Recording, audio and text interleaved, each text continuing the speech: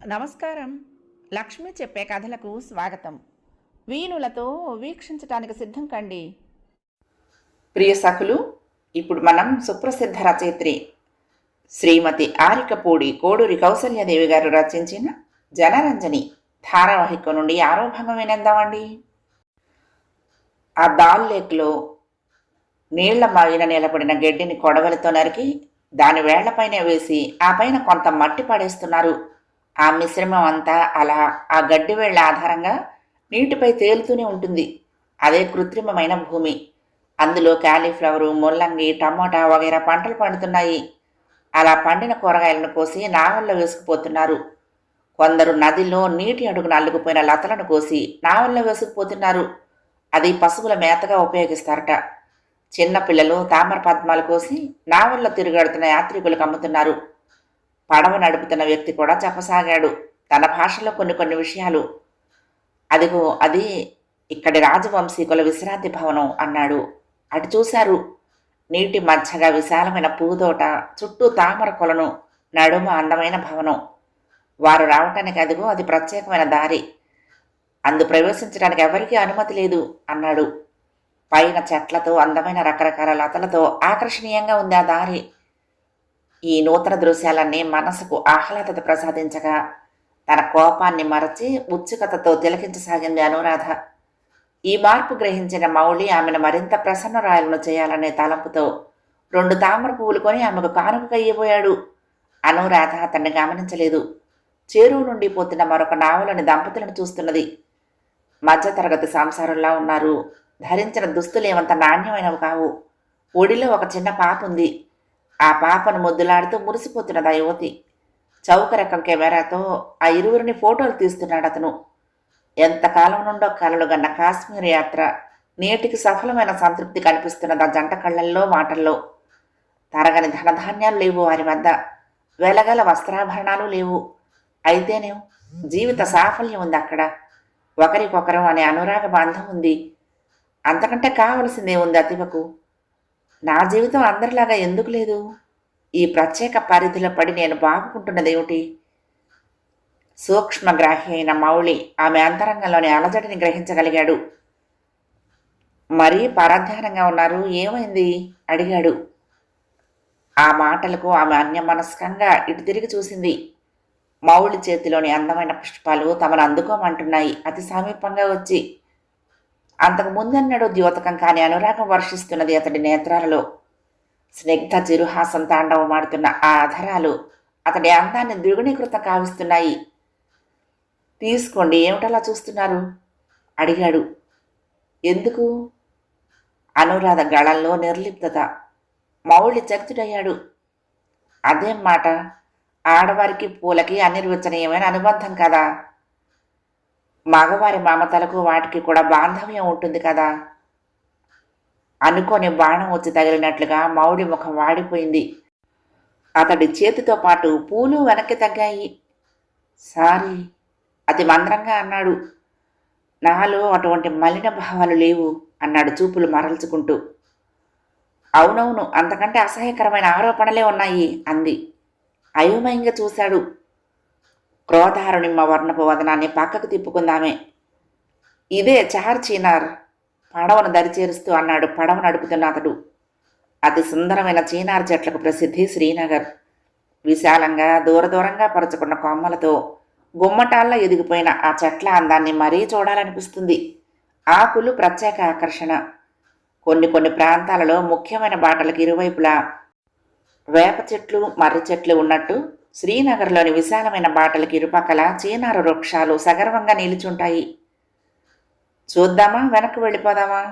మౌళి అడిగిన దానికి సమాధానం చెప్పలేదు అనురాధ. వెనక్కు తిప్పమని నావికునితో అన్నాడతడు.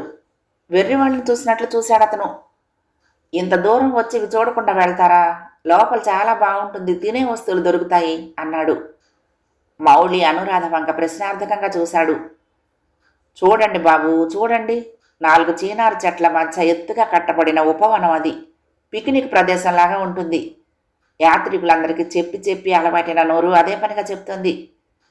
చీనార్ చెట్టు, ఆడపిల్ల ఇలా తిరిగి చూసేంతలో ఎదిగిపోతారని ఇక్కడ సామెత బాబు అంటూ అర్థం లేని నవ్వు కూడా నవ్వాడు. వాడి సొద తప్పించుకోవడానికైనా ఆ ప్రదేశం చూడాలన్నట్టుగా ఇద్దరూ లేచారు. ముందు మౌళి దిగి ఆసరాగా ఆమెకు చెయ్యందించాడు. అనురాధ అభ్యంతరం చెప్పలేదు. అతడి చేతి సహాయంతో కిందకు దిగి అలాగే లోనికి నడిచింది, ఆ చేతిని వదలకుండా. ఆ చెయ్యి వణుకుతూ ఉండటం, చెమటలు కారుతూ ఉండటం మౌళి గమనించాడు. అంతా తిరిగి చూసొచ్చి ఒక చెట్టు కింద సోఫాలో కూలబడ్డారు. ఇంకా దుమదుమలాడుతూనే ఉంది అనురాధ. టీయా, కూల్ డ్రింక్సా, ఏం ఆర్డర్ ఇవ్వను అడిగాడు. మీ ఇష్టం, ముక్తసరిగా అంది. మౌళి ఏదో ఆర్డర్ ఇచ్చి వచ్చి మళ్ళీ కూర్చున్నాడు. అనురాధ, ఏంటి అదోలా ఉన్నారు? బెదురుతూనే అడిగాడు. ప్లీజ్ మాట్లాడండి, కనీసం మీకు నా మీద కోపం లేదనుకుంటూ వచ్చాను ఎన్నాళ్ళు అన్నాడు. కోపం, ప్రేమ, ఇష్టం, అయిష్టం, అనురాగం, అభిమానం వంటివి నాకెందుకు ఉంటాయి? ఉండవు, ఉండరాదు. నేనెవరిని? జనరంజనని. అందరి సంతోషం కోసం, కాలక్షేపం కోసం తైతక్కలాడేదాన్ని. ఎవరు ఏ మాట అన్నా, ఎంతటి అభాండం ఆరోపించినా సరకు చేయకుండా తిరిగే మనిషిని. అక్కసుగా అనేసింది. అంతలోనే అశ్రువులు జలపాతంలా దుమికాయి. బిమ్మెరిపోయి చూస్తున్న మౌళి మౌనం ఆమెను మరింత క్రోధ వివసన చేసింది. కళ్ళు తుడుచుకుని చురుగ్గా చూస్తూ అడిగింది. నేను డాక్టర్ మదన్తో తిరుగుతున్న చౌకుమారి మనిషిని కాదు? మౌళి ముఖం కందగడ్డలా అయింది. మాట్లాడకుండా నేల చూపులు చూడసాగాడు. మరి ఈ విశేషం ఇంకా మీ పత్రికలు ప్రకటించలేదు ఎందుకని? మా పరువుతో చెలగాటం ఆడితే గాని మీ పత్రికలకు 4 డబ్బులు పోగుపడవా? ఎవరు చెప్పారు మదన్ నా స్నేహితుడని? ఎవరిచ్చారు మీకు నా గురించి నోటుకొచ్చినట్లు మాట్లాడే అధికారం? అంతకంతకు ఆ కంఠంలో స్థాయి, స్వరంలో రోషము అధికం కాసాగాయి. ఎన్నిసార్లు ఆమె రుమాలు ఉపయోగించినా ఆ కన్నీటి ప్రవాహం కట్టుపట్టం లేదు. అదే మాట నేను అడగొచ్చా? మీ గురించి నేను నోటికొచ్చినట్టు మాట్లాడానని మీకెవరు చెప్పారు అడిగాడు. అబద్ధమా? మీరు మీ స్నేహితుడితో అనలేదు? ఆ స్నేహితుడి భార్య నాకు ఆప్తమిత్రురాలు. ఆ రోజు సాయంత్రమే వచ్చాను అసలు మీ ఇంటికి, మీరు కనిపించలేదు. ముందు ధన్యవాదాలు తెలుపనీయండి మా ఇంటిని పావనం చేసినందుకు. మాట మరచడానికి ప్రయత్నించకండి. అంతటి అవసరం నాకు లేదు. మీరు నన్ను నమ్మగలిగితే నమ్మండి. నేను అనలేదు. నాకు ఓ హక్కు ఉంది. ఆడవారి పట్ల అగౌరవంగా మాట్లాడి అవాంఛితంగా ప్రవర్తించేటంత అల్పుడిగా మా అమ్మ నన్ను పెంచలేదు. మీరు చూశారుగా మా అమ్మను. చెలించినట్లుగా చూసింది అనురాధ. నలుగురు కూర్చున్న తావున మీ వంటి వారి సంభాషణ రావటం పరిపాటి. వారి వారి సంస్కారాన్ని బట్టి ఉంటాయి ఆ మాటలు. అసలు వ్యక్తి వరకు చేరేసరికి ఆ మాటల అర్థము స్వరూపము కూడా మారిపోతాయి. అన్నవారొకరైతే నింద మరొకరు శిరస్సుపై నిలబడుతుంది అన్నాడు. అయితే ఇదంతా సరస్వతి భర్త ప్రయోజకత్వం అన్నమాట. అతను మాట్లాడలేదు. భార్య స్నేహితురాలని గురించి ఇంత నీచంగా మాట్లాడగలిగాడా? తనలో తాను అనుకుంటున్నట్టుగా ఉన్నాయి ఆ మాటలు. భార్య చెల్లెల గురించి, ఆఖరికి భార్యను గురించి కూడా అలా మాట్లాడగల ప్రబుద్ధులున్న సంఘం మనది. కాలక్షేపం కోసం చిత్రాలకు పరిగెత్తే జనావళిలో సగభాగానికి అందులో కళాకారుల గురించి సహృదయంతో యోచించి సగౌరవంగా మాట్లాడగల సంస్కారం ఉండదు అన్నాడు. సంస్కారం వెళ్ళి విరుస్తున్న ఆ మాటలు అనురాధ ముఖబింబాన్ని ప్రఫుల్లం కావించాయి. అంతరంగాన తిష్టవేసిన ఆ భావాలను తరిమి కొట్టాయి. ఎవరెలా అనుకుంటేనేం మౌడికి మాత్రం తనపై అగౌరవం లేదు అనే భావం ఎడారి హృదయంపై పన్నీటి జల్లు అయి మనసు ఆనందలాస్యం చేసింది. తేనీరు వచ్చింది. అతడు కప్పు తీసి స్వయంగా ఆమెకు అందించాడు. థ్యాంక్స్, ప్రఫుల్ల వదనంతో అందుకుంది. తేనీటిని తీసుకుంటున్నదన్న మాటే కానీ ఆమెకు దాని రుచి తెలియకుండా ఉంది. ఆలోచనలు ఎక్కడో విహరిస్తున్నాయి. ఆ రోజు ఇవన్నీ విని పిచ్చిదాన్ని అయిపోయాను. మీతో పోట్లాడాలని, ముఖాముఖి అడగాలని మీ ఇంటికి వచ్చాను. మీరు లేకపోవటం మంచిదైంది ఆ సమయానికి. మౌళి తమాషాగా నవ్వాడు. ఏం, నాతో తగవు మీకు అవాంఛనీయమా? అతడి కళ్ళల్లో ఏదో అల్లరి ఆటలాడుతోంది. అది ఎదుర్కోలేనట్టుగా అనురాధ కళ్ళు వాలిపోయాయి. అనే అనుకోవాలి. ఆ రోజు మురారి, మా అమ్మ కలిసి మిమ్మల్ని అవమానించినందుకు నేను ఈనాటి వరకు బాధపడుతూనే ఉన్నాను. క్షమాపణ అడిగే అవకాశం కలగలేదు. ఇప్పుడు అడుగుతున్నాను, నెమ్మది స్వరానంది. మౌళి పకపక నవ్వేశాడు. అందుకే ఎంత నేర్చినా ఎంత చదివినా మీరు అమాయకపు ఆడపిల్లలే అంటాను. ఆనాటి విషయం గురించి మీరు బాధపడటం దేనికి? అందులో మీ బాధ్యత ఏముంది? తెల్లారి లేచిన దగ్గర నుంచి ఎన్నో నిష్ఠూరాలు, ఆఖరికి కారణ తల్లి నుండి కూడా వినాల్సి ఉంటుంది. నాలాంటి నిక్కచ్చి మనిషి ఎక్కడికక్కడే మర్చిపోతాడు. నాకు మీపై కోపం లేదు. హృదయభారం తీరినట్లు నిశ్వసించింది. ఆ కారణంగానే మీ గురించి అవాకులు చవాకులు ప్రేలగల అధముణ్ణి అనుకుంటున్నారా? మీ పుస్తకంలో ఏమైనా మమ్మల్ని అవమానించేటట్లు రాస్తారని వల్లి మమ్మీ అనుమానపడ్డారు అంది. అతడు మాట్లాడలేదు. తల పంకించి ఊరుకున్నాడు. కొంతసేపు మౌనమే శరణ్యమైంది. మరి అన్ని పుస్తకాలు నా పైన ఏవేవో రాసినప్పుడు మీరెందుకు రాయలేదు? కుతూహలంగా అడిగింది. అది వారి వారి సంస్కారానుసారం ఉంటుంది. ఆ అందరిలోనూ నేనొక్కడినే అని మీ అంచనా అన్నమాట. అతడి మాటల్లో స్పష్టంగా ధ్వనిస్తున్న బాధను ఆమె గమనించింది. పోనీ ఇది చెప్పండి, నా గురించి జనం రకరకాలుగా చెప్పుకుంటారా? ఆ ప్రశ్నకు అతడు ఇబ్బందిగా కదిలాడు. మదన్ కేవలం డాక్టర్ మాత్రమేనండి అంటున్న అనురాధ కంఠం వణికింది. లోకులు కాకులు లెక్క చేసుకోకూడదు అన్నాడు గంభీరంగా. నా స్థానంలో మీరుంటే లెక్క చేసుకోరా? ఈ ప్రశ్న విననట్లే మౌళి లేచి నిలబడ్డాడు. ఇక వెళ్దామా అన్నాడు. ఎక్కడికి? వెనక్కు, ఇంటికి, అదే మన ప్రస్తుత నివాసాలకు. అనురాధ ముఖంలోని కళ్ళ మాయమై అమావాస్య అంధకారం అలముకుంది. వద్దు, ఇంకొంచెం సేపు తిరుగుదాము. ఆ ఖైదు జీవితం నన్ను పిచ్చిదాన్ని చేస్తోంది. అతడు విస్మయంగా వింతగా చూశాడు. ఏం మీకేమైనా పనుందా? టైం లేదా? నాకేం పనండి, నేను తిరగటానికే బయలుదేరాను. మీ గురించే అంటున్నాను. మీ వాళ్ళు ఎవరైనా వెతుక్కుంటూ వస్తారేమో. రానివ్వండి, ఇలా మన ఇద్దరం కలిసి తిరుగుతున్నందుకు కూడా ఏమైనా వ్యాఖ్యానిస్తారో వాగనివ్వండి అంది. అన్నింటికి తెగించిన నిర్లక్ష్యం కొట్టొచ్చినట్లు కానవస్తోంది ఆమె మాటల్లో కళ్ళల్లో. అతడి తటపటాయింపు చూసి మళ్ళీ అడిగింది. ఏం నాతో తిరగటం మీకు అయిష్టమా? అయ్యో, ఎంత మాట అన్నాడు. మరి మీ అమ్మగారు కోపగించే అవకాశం ఉంది, మీ ప్రొడ్యూసర్స్ కూడా. అతడి మాట మధ్యలోనే ఆపి ఖండితంగా అంది. వాళ్ళందరికీ నాపై ఏం అధికారం లేదు. నన్ను వాళ్ళేమైనా కొనుక్కున్నారా? ఆమె మనసులోని అలజడి ఆ అనాలోచితంగా మాట్లాడటంలోనే తెలుస్తోంది. మీరిక్కడికి వచ్చింది వారి పని మీదనే కదా మరి అన్నాడు. అనురాధకు కోపం వచ్చేసింది. స్ప్రింగుల లేచి నిలబడింది. వాళ్ళు వచ్చి ఏమైనా అంటారేమోనని మీకు భయంగా ఉందన్నమాట. పొమ్మని స్పష్టంగా చెప్పరాదు? భయమా? ఈ చంద్రమౌళిక అంటూ హుందాగా నవ్వాడు. అది మన నిఘంటువులో లేదు. నడవండి, ఎక్కడికి వెళ్దాం అన్నాడు. ఏమో, నాకేం తెలుసు ఇక్కడి స్థలాల గురించి? నాకు తెలుసు. ముందుగా నిషాత్ బాగు, చష్మషాహి చూద్దాము. ఈ షికారా మీదనే వెళ్దాము. సరదాగానే ఉందా? నీళ్లపైన భయం లేదుగా? లేదు, హాయిగా ఉంది మనసుకు. ఆమె ఇష్టంగా అనుసరించింది. ముందు కోపతాపాలతో అయిష్టంగా వెళ్ళిన వాళ్ళు ఇప్పుడు స్నేహంగా నవ్వుకుంటూ చెయ్యి చెయ్యి పట్టుకుని కలిసి రావటం చూసి షికారా మనిషి గుంభరంగా నవ్వుకున్నాడు టోపీ సర్దుకుంటూ. 1587లో కాశ్మీరును అక్బర్ జయించాడు. మొఘల్ చక్రవర్తులు సరస్సులు కదా, మంచి మంచి తావులలో అందమైన ఉద్యానవనాలు కట్టించారు. ఇక్కడ సహజంగా నేల నుండి వస్తున్న పాతాళ జలం చాలా ఆరోగ్యకరమైనది. ఎటువంటి అజీర్ణ రోగి తాగినా కోలుకుని ఆరోగ్యవంతుడవుతాడు. అందువలన దీనికి రాయల్ స్ప్రింగ్, చష్మషాహి అని పేరు పెట్టి ఈ పరిసరాలన్నీ అందంగా చేశాడు షాజహాన్ చక్రవర్తి. ఈ నీరు ఎక్కడి నుండి వస్తుందో ఎవరికీ తెలియదు. కానీ శీతాకాలంలో వేడి నీరు, వేసవి వేడిలో చల్లని నీరు రావటం ఇక్కడ ప్రత్యేకత. చెప్పటం ముగించి అనురాధ వంక చూసేసరికి ఆమె అలసిపోయినట్లు పూల మొక్కల మధ్యన కూర్చుంది. విన్నారా అసలు నేను చెప్పింది అన్నాడు. ఆహా, చరిత్రలో మీకు గల పాండిత్యానికి జోహార్లు అంది నవ్వుతూ.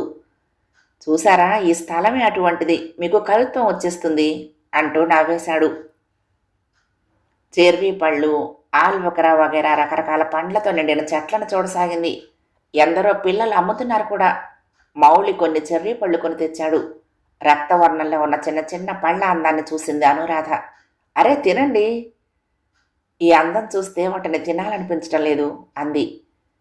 ఆ మాటలకు అచ్చరి పొందినట్లుగా అపురూపంగా చూశాడు మౌళి. ఓ, హఠాత్తుగా గుర్తొచ్చినట్లు అనురాధ. మా మమ్మీ వీటిని చూస్తే ఏమంటుందో మరి అసలు తినొద్దానో లేక కాశ్మీర్లో ఉన్నంతకాలము ఇతర తిండి మానేసి వీటితోనే కడుపు నింపుకొని మరింత స్లిమ్గా తయారవమంటుందో తెలియదు మరి. పక్కున రాబోయిన నవ్వును బలవంతాన అణుచుకున్నాడు మౌళి అనురాధ వదనంలోని గాంభీర్యాన్ని చూసి. సంభాషణ మార్చాల్సిన అవసరం కనిపించింది అతనికి. అట్లా కూర్చున్నారేమిటి? ఆ స్ప్రింగు నీరు మీరు తాగరు, చాలా ఆరోగ్యమట అన్నాడు. అసలు తిండే తినని వాళ్ళు ఏం రోగమని తాగి జీర్ణశక్తిని వృద్ధి చేసుకోవాలి అడిగింది. ఈ ప్రసంగాన్ని కూడా మార్చాల్సిన అగత్యం కనిపించింది. మరొక చోట నిషాద్ బాబు చూద్దాం అంటూ లేచాడు. ఎందుకోసమో ఆమె మదన పడుతున్నదని గ్రహించాడు మౌళి. అయితే అదేమిటో తెలుసుకోవటం ఎలా? మనం రోడ్డు దారిన ట్యాక్సీలో అయితే ఇవన్నీ ఇంకా త్వరగా చూసేయొచ్చు, ఏమంటారు అడిగాడు. వద్దు, నాకు షికారయ్యే బాగుంది అంది. మంచిది, కానీ ఒక్క విన్నపం. నేను చాలా చాలా భోజన ప్రియుణ్ణి, కడుపు మార్చుకోలేను. మీరు ఉపవాసాలు చేస్తూ ఉంటే మీ ఎదుట బకాసుడిలా తినలేను అన్నాడు. హాయిగా నవ్వేసింది తన చింతలన్నీ మరచి. కానీ మనమేమీ తెచ్చుకోలేదుగా వెంట అంది. చూడండి అనురాధ గారు, ఆ మడి ఆచారాలు నియమాలు వదులుకుని స్వేచ్ఛగా దొరికింది తిని తిరగలిగిన వాళ్లే ఇటువంటి విహారయాత్రలలోని అందాన్ని ఆనందాన్ని అనుభవించగలరు. అదిగో అటు చూడండి అన్నాడు.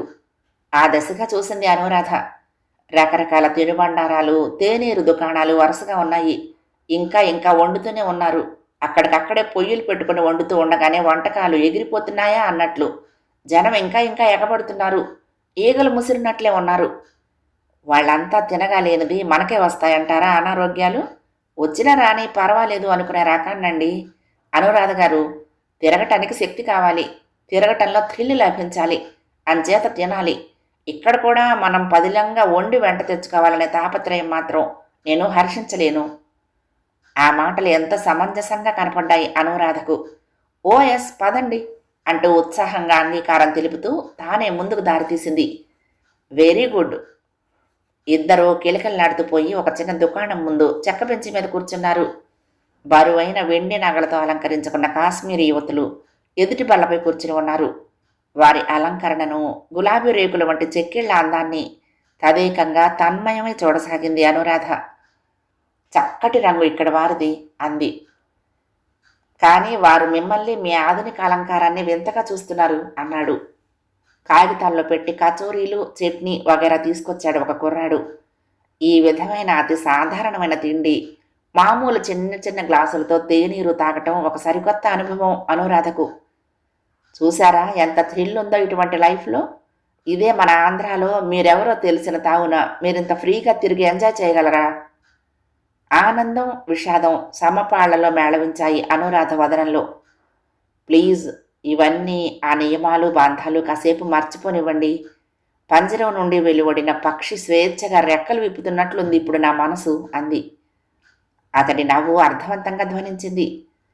ఎంత విచిత్రమైన జీవితాలు మనవి! అందము, అంతస్తు, ఐశ్వర్యము కావాలని పరితపించే వారికి అందుబాటులో ఉండవు. అందులోనే పుట్టి పెరుగుతున్న మనం అనుక్షణం వాటి పంజాల నుండి విడిబడి పారిపోవాలని చూస్తాము. ఆమె ఆశ్చర్యంగా చూసింది. తన మనసులోని ప్రశ్నలు అర్థం చేసుకున్నట్టుగా నవ్వాడు అతను. నాకు మీకు చాలా పోలికలున్నాయి. ధనవంతుల ఇంట పుట్టడం పెద్ద శాపం మనకు అన్నాడు. ఆశ్చర్య విభారితమయ్యాయి అనురాధ నేత్రాలు. మీకేం కష్టాలున్నాయండి అంది. ఎందుకు లేవు? సంగీత సాహిత్యాలు ఎవళ్ళకో బీదవాళ్లకని, మనకవి పరువు తక్కువ అని మా నాన్నగారి భావం. నేను నడుపుతున్న పత్రిక పేరు వింటేనే ఆయనకు ఎలర్జీ. డబ్బు అవసరం లేదు కనుక వర్తక వ్యాపారాలు అనవసరమని అనుకోనవసరం లేదుట. అది సంఘంలో ఉన్నత పరపతిలో నిలబెడుతుందిట. అయితే మీకు ఇష్టం లేదా? కనుకనేక ఈ బాధ. ఈ పెద్దవాళ్ళు, ముఖ్యంగా ధనవంతులు, మహానిరంకుశులు డ్రాయింగ్ రూమ్లో గొప్పగా ప్రదర్శించుకునే షో పీసెస్ను, సంతానాన్ని ఒకే దృక్పథంతో చూస్తారు. వాళ్లకు ఒక ఇష్టము మనసు ఉంటాయని గ్రహించరు అన్నాడు. అయితేనేమి, మీరు మగవారు కనుక స్వతంత్రించి మీ ఇష్టాన్ని అమలు జరుపుకోగలరు కదా. కొంతవరకే అది. ఇప్పటి విషయమే చూడండి. ఏకైక పుత్రుడిగా అమ్మ వెంట ఇక్కడికి రాక తప్పలేదు కదా మరి. ఇంత చక్కటి ప్రదేశంలో మీకు కష్టమేమిటి అంది. హతోస్మి, పెద్దవారు వెంట ఉంటే అన్నీ కష్టాలే. ఉదాహరణకి నాకు జమ్మూ నుండి చక్కగా రోడ్డు దారిన రావడం ఎంతో ఇష్టం. ఆ దృశ్యాలు ఎంతో బాగుంటాయి. అమ్మకు భయం, కారు ఎప్పుడు ఏ లోయలో పడుతుందోనని. అన్నింటికీ భగవానుడు దైవాధీనం అనేవాళ్ళు ఇందులో మాత్రం అంగీకరించరు. జాగ్రత్తలన్నీ తమ చేతిలోనే ఉన్నాయనుకుంటారు. ఫలితంగా విమానంలో రావాల్సి వచ్చింది. అందులో థ్రిల్ ఏముంటుందని? నిజమా? కారులో వస్తే చాలా బాగుంటుందా? అవును. ఆ వాగులు, సెలయేళ్ళు, జలపాతాలు, ఓహ్! ఎంతెంత గొప్ప దృశ్యాలని అన్నాడు. అవునా! మేము విమానంలోనే వచ్చాము విచారంగా అంది. అంతే మరి పెద్దవాళ్ళ అధికారాలు. ఈరోజు రేపే నాకు ఈ ఆట విడుపు. ఇక రేపటి సాయంత్రం నుండి అగ్ని పరీక్ష మొదలు. అంటే అంటే ఇలా ఒంటరిగా తిరిగి ఎక్కడ పడితే అక్కడ తినరాదు. అమ్మగారి వెంటనే ఉండాలి. మీకు తెలియదులేండి. మా సామాను, వంట మనిషి ముందుగానే ఇక్కడికి రవాణా అయి ఉన్నారు. వాడు వండినవే తినాలి. దురదృష్టవంతుణ్ణి కాదంటారా? అన్నాడు. తమ ఇరువురి నడుమ అంతలో అంత సాన్నిహిత్యం ఎలా ఏర్పడిందో వారికే తెలీదు. దీర్ఘకాలపు ఆత్మీయత ఉన్నట్లుగా ఒకరి విషయాలను ఒకరికి అరమరికలు లేకుండా చెప్పుకోసాగారు. మరలా నావలో బయలుదేరారు. నిషాద్ బాగ్ చూడబోతున్నాం ఇప్పుడు. చాలా బాగుంటుంది అన్నాడు. ఏదో ఆలోచనలకు జారిపోయిన అనురాధ మాట్లాడలేదు. వినలేదా, లేక అక్కడికి వెళ్ళటం ఇష్టం లేదా? అనురాధ కనురెప్పలు మెల్లగా లేచాయి. ఆ కదలికలో ఆమె హృదయ భారం అంతా ప్రతిఫలించింది. ఇష్టం లేదు. ఆశ్చర్యం అనిపించింది మౌళికి. ఎందుకని? 10 అంతస్తులుగా నిర్మించబడిన ఉద్యానవనం అది. నూర్జహాన్ మహారాణి గారి అన్నగారి స్వయం నిర్మితమట. అతడి హాస్య ధోరణిని ఆస్వాదించగల స్థితిలో లేదామె. నీటి అలలను చూస్తూ కలలో ఉన్నట్టుగా మాట్లాడసాగింది. మనుషుల కృత్రిమాలు, కూవిమర్శలు, కుళ్ళు బుద్ధులు, కనిపించని ఆంక్షలు, ఆజ్ఞలు వినిపించని ఈ అందమైన తావున ఈ నీటి మధ్యనే శాశ్వతంగా ఉండిపోవాలని ఉంది. ఈ మాటలతో మౌళి హాస్య ధోరణి, కొంటె మాటలు మటుమాయమయ్యాయి. గంభీరత ఆవరించింది. ఏమంత నిరాశగా ఉన్నారు? నిరాశ కాక నాలాంటి దానికి ఏ ఆశలు మిగులుతాయి? ఆ ఆవేశాన్ని ఎదుర్కోలేని అతడు మౌనమే శరణ్యంగా భావించాడు. మీకే తెలుసు కదా నా గురించి అందరూ ఎంత నీచంగా, ఎంత అల్పంగా మాట్లాడుకుంటారో, ఎంత అధమురాలనిగా నన్ను అంచనా వేస్తారో. ఈసారి అతడు మాట్లాడలేదు. ఆమె ఆవేశం అడగటం లేదు. ఎందుకు ఎందుకని నన్ను అలా అనుకుంటూ ఉంటారు? నేను చేసిన పాపం ఏంటి? అది వాళ్ళ అల్పబుద్ధండి, చిన్న మనసు. దీనికి మీరు చేసిందేమీ లేదు. ఎందుకు లేదు? ఆడపిల్లలందరిలాగా కాక భిన్నంగా బ్రతకటమే నేను చేసిన తప్పు. కొందరు చదువుకు అంకితమైపోతారు. కొందరు వివాహం చేసుకుని ఇల్లు వాకిలి ఏర్పరచుకుంటారు. తన ఇల్లు, తన భర్త, తన పిల్లలు అనే స్వార్థానికి, సేవలకు అంకితమైపోతారు. నా వంటి తెలివి తక్కువ వాళ్ళు ఈ అర్థం పర్థం లేని కళాసేవలో పడి నిండా నిష్ఠూరాలను కొని తెచ్చుకుంటారు. సమాధానం చెప్పండి అంది. మీరు సరిగ్గానే మాట్లాడుతున్నారు, ఇక నేను మాట్లాడటానికి ఏముంది అంటూ మౌళి అర్ధయుక్తంగా నవ్వాడు. ఆ సమాధానం విన్న అనురాధ కళ్ళల్లో అభిమానం పొడచూపింది. అయితే మీ దృష్టిలో నాది అర్థం పర్థం లేని జీవితమేనన్నమాట? మౌళి ఇబ్బందిగా కదిలాడు. కళాకారుల గురించి మీ అభిప్రాయం అదే అయితే నా వంటి వాళ్ళని ఎందుకు అలా వెర్రి వాళ్ళని చేసి తమాషా చూస్తారు? ఎందుకు మీరు నన్ను అబద్ధపు మాటలతో ఆశలు చూపి మోసగించారు? అంతకంతకు తీవ్రమైన కంఠం దుఃఖావేశంతో పూడుకుపోయింది. ఈ నిందారోపణ అటు మౌళిని కూడా మతిభ్రంశుని చేసింది. కాసేపు అయోమయంగా చూశాడు. నేను నేను మీకు ఆశలు చూపానా? మోసగించానా? నీరస స్వరంతో అడిగాడు. ఆ ముమ్మాటికి మీరే మీరే శివమెత్తినట్లే అంది, కన్నుల నీటి ధారలు కారిపోతూ ఉండగా. అనురాధ, మీరు ఏం మాట్లాడుతున్నారు? తెలుసు, మతుండే మాట్లాడుతున్నావా అనే కదా. నాకేమీ మతిపోలేదు. కళాకారుల జీవితాలు అర్థం లేనివే అయితే మరి వాళ్లను, వాళ్ళ కళలను గురించిన పుస్తకం ఎందుకు నడుస్తోంది మీ ఆధ్వర్యంలో? బాగుంది. మా పుస్తకం మీద ఎందుకు నిందా? మీ వృత్తిని మీరు ఎన్నుకున్నారు. అలాగే నా వ్యాపకం ఆ పుస్తకం కాదు. నా వృత్తిని నేను ఎన్నుకోలేదు అరిచినట్లే అంది. అయితే మీ తల్లిదండ్రులు? అవును, మా మమ్మీ నన్ను నరకంలో పడేసింది. కానీ ఈ నరకానికి బాట వేసింది మీరు, ముమ్మాటికి మీరే. ఇప్పటికీ కట్టుపడని అశ్రువులను మాటిమాటికి తుడుచుకోసాగింది. ఏ విధంగానో చెప్పగలరా? మౌళి కూడా గంభీరంగా మారి అడిగాడు. ఆనాడు కళాశాలలో నేను విశ్వామిత్ర తపోభంగంలో నృత్యం చేశాను. బహుమానాలు ప్రశంసలు అందుకుని ఉప్పొంగిపోయాను. కానీ ఈనాటి ఈ ఉన్మాదానికి ఆ ప్రశంసలే, ఆ అభిమానాలే అభిశంసనలు కాగలవని ఆనాడు తెలియలేదు. మౌళి అలాగే మౌనంగా ఉన్నాడు నిర్నిమేష దృక్కులతో. ఎందుకీమె నాతో ఇలా కయ్యానికి కాలు దూతున్నది, ఎందుకిన్ని నేరారోపణలు నిష్ఠూరాలు పలుకుతున్నది అనే మనసులోని భావన కళ్లల్లో స్పష్టంగా కదలాడింది. మీ వంటి సత్పురుషులందరి చేత హేళన చేయబడే ఈ పాతాళంలో నన్ను పాడేసింది మమ్మీ. ఆమె మెదడులో ఆ పురుగును పుట్టించింది మీరు. మీ అభినందనలు, మీ ఇంటర్వ్యూ ఆమెలో ఆశను రగిలించాయి. త్రుళ్ళిపడ్డాడు. కళాశాలలో నా నాట్యం చూసి అభినందించవచ్చిన ప్రప్రథమ కళారాధకులు మీరు. మంచి భవిష్యత్తు ఉంది అంటూ ఆకాశానికెత్తే పొగడ్తలు ప్రచురించిన ప్రథమ పత్రిక మీది. ఒత్తి ఒత్తి పలుకుతున్న ప్రతి శబ్దంలోనూ నిరసనాపూర్వకమైన హేళన ధ్వనిస్తోంది. చేసిన అపరాధాన్ని గుర్తించిన వాడి వల్లే సిగ్గుపడుతున్నట్లు తలవాల్చుకున్నాడు చంద్రమౌళి. విన్నారా మహాకళారాధక మహాశయ? ఆ రాతలు నన్ను అంధురాల్ని చేశాయి. మా మమ్మీని ఆశాపరురాల్ని చేశాయి. ఫలితమే నా ఈ అంతులేని వేదన. కళ అంటారు, ఆరాధన అంటారు. అమాయకులకు అలవిమాలని ఆశలు కల్పించి వాళ్ళ అధోగతిని చూసి చాటున నవ్వుకుంటారు. పొగిడిన నాలుగుతోనే తెగుడుతారు. మరీ ఇన్ని ఆరోపణలను భరించలేకపోయాడు మౌళి. ఎవరి జీవన పథాన్ని వారు నిర్ణయించుకోవాలి, కానీ ఇతరుల సలహాలు ఏపాటివి? మీకు అంతగా ఇష్టం లేని ఈ వ్యాపకాన్ని సునాయాసంగా వదిలేయొచ్చు కదా అన్నాడు. చురుగ్గా చూసింది. వదిలిపెట్టి ఏం చేయాలి? అతని వద్ద సమాధానం లేదు. మాట్లాడరేం? ఆ పైన నా బ్రతుకేమిటి? మరింత అర్థం పర్థం కాకుండా నిరర్థకం అవ్వాల్సిందేగా. ఎందుకు? వివాహం చేసుకుని జీవితంలో స్థిరపడొచ్చుగా అన్నాడు. వింటూనే నిరసన ప్రదర్శించే నవ్వు నవ్వింది. ఇన్ని నిందలు అవహేళనలు నెత్తిపై ఉన్న నాతో జీవితం ముడిపెట్టుకునే తెలివి తక్కువవాడు. ఓ, మీ భాషలో అయితే విశాల హృదయుడు అని అనాలేమో. ఈ పొడమిపై ఉంటాడంటారా? తీక్షణంగా పరిశీలనగా చూసింది అతని ముఖ కవళికలను. అయితే జవాబు వినగల అవకాశం లేకపోయింది. నావ ఒడ్డుకు చేరింది. రండి రండి, నిషాత్ బాగా చూడబోతున్నాం ఇప్పుడు మనం అంటూ లేని ఉత్సాహాన్ని ఒలికిస్తూ హడావుడిగా లేచాడు మౌళి. అతడి మనసు అల్లకల్లోలంగా ఉందనటానికి నిదర్శనం అతడి పెదవులపై అనవరతం లాస్యమాడే అందమైన చిరునవ్వు అంతరించి గంభీర ముద్ర స్థావరం ఉండటమే. దిగి మెట్టుపై నిలబడిన అతడి చేతిని అందుకుని తాను నావ దిగబోతూ తూలిపడింది. జనం రద్దీ వలన, అంతకు ముందు రోజు వాన కురిసినందువలన జారుడుగా ఉంది తీరం. అయితే ఆమెను పడిపోకుండా మౌళి బలమైన హస్తాలు పట్టి ఆపాయి.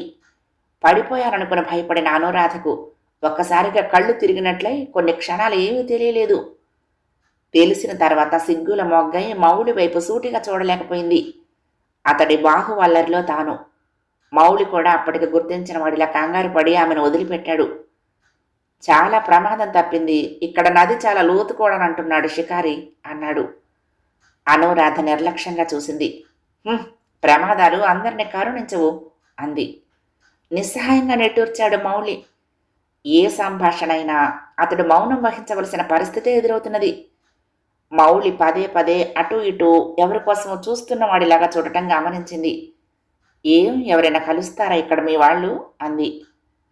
మా వాళ్ళు కాదు, మీ కొరకే ఎవరైనా వస్తారేమోనని. చెప్పకుండా వచ్చారు కదా మీరు అన్నాడు. అనురాధ వదనం అప్రియంగా మారిపోయింది. మా వాళ్ళు, మా లోకం ఇవన్నీ గుర్తు చేయొద్దని మీకు చాలాసార్లు చెప్పాను. ఏం, నేను సంతోషంగా ఉండటం మీకు ఇష్టం లేదా? కసిరినట్టుగా అంది. మౌళి క్షమాపణ పూర్వకంగా చూశాడు. సారీ, మీ ఆనందం సంతోషం కోరుకునే వాళ్లలో మొదటి వ్యక్తిని నేను అన్నాడు. ఆ మాటలు వింటూనే అనురాధ ముకుళిత ముఖారవిందం వికసించింది. అంతలోనే సంశయంగా చూసింది. ఆ నేత్రాలలో భాష కందని భావాలెన్నో త్వరితంగా పరుగులిడాయి. ఇంతలోనే విషాద మేఘాచ్ఛాదితమై కనురెప్పలు బరువుగా వాలిపోయాయి. ఒక వ్యక్తి ఆనందాన్ని భౌతవ్యాన్ని కోరుకునే ప్రథమురాలు తల్లి. ఆ అదృష్టాన్ని నుండే వంచబడ్డాను నేను. మీ జీవితం, మీ లోకమంతా వేరు. మీకు నేను ఎవరినని నా ఆనందం మీరు కోరుకుంటారు?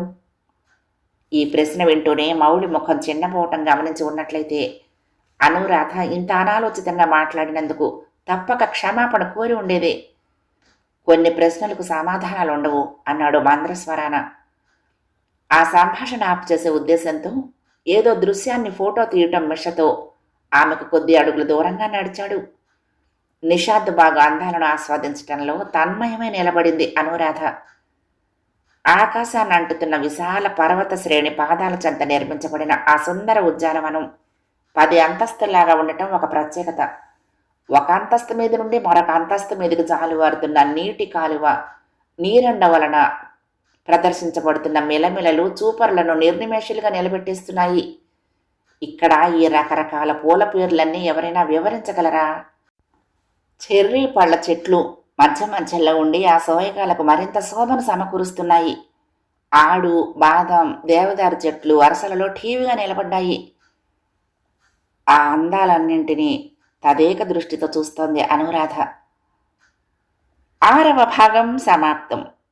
ప్రియ సఖులు, ఈ కథ మీకు నచ్చినట్లయితే తప్పక లైక్ చేయండి, షేర్ చేయండి, కామెంట్ చేయండి, సబ్స్క్రైబ్ చేసుకుని నన్ను ఎంకరేజ్ చేయండి. ఉంటానండి.